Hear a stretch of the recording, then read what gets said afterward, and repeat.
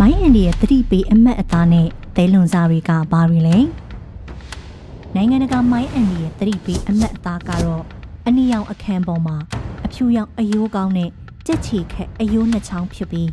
မိုင်းအန်ဒီရဲ့ရှိတဲ့ဆိုတဲ့သတိပေးစာသားကိုအင်္ဂလိပ်ဘာသာဒါမှမဟုတ်ဒေသသုံးဘာသာစကားတစ်ခုခုနဲ့ဖော်ပြလို့ရှိပါတယ်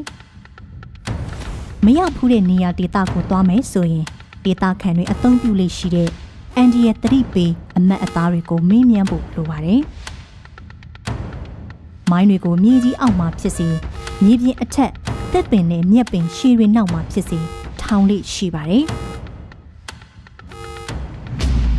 မိုင်းအန်ဒီရဲ့ရှိကြောင်းကိုပြသနေနိုင်တဲ့သဲလွန်စားတွေကိုလည်းမျှဝေပေးကြပါတယ်။အဲ့ဒီသဲလွန်စားတွေကတော့ဒဏ်ရာရနေတဲ့သေဆုံးနေတဲ့တိရစ္ဆာန်တွေအနှဲငယ်ပေါ်ထွက်နေတဲ့မြင်သာနေတဲ့မိုင်းသွေးတန်းထားတဲ့ပြက်ထွက်နေတဲ့တိုက်ကြိုဝါယာကျိုးမြင်တွေအနှဲငယ်ပြောင်းလဲမှုရှိနေတဲ့ခြုံတွေရဲ့အနေအထားအနှဲငယ်မို့မောက်နေတဲ့ခြိုက်ဝင်နေတဲ့မြေပြင်အနေအထား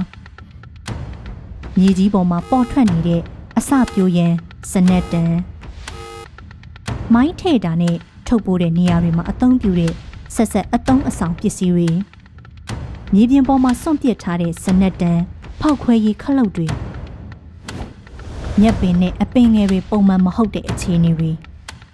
ပုံမှန်မဟုတ်ပဲဖို့ထားတဲ့မြေကြီးတွေသဲတွေကိုကုတ်ထားဖော်ထားတဲ့မြေချင်းငယ်တွေတိုက်ပွဲဖြစ်ခဲ့တဲ့လက္ခဏာတွေဥပမာဘုံခွဲထားတဲ့ဂျင်းတွေဘုံဆန်အမြောက်ဆန်အစအနာတွေကြီးကက်စတာတွေဖြစ်နိုင်ပါတယ်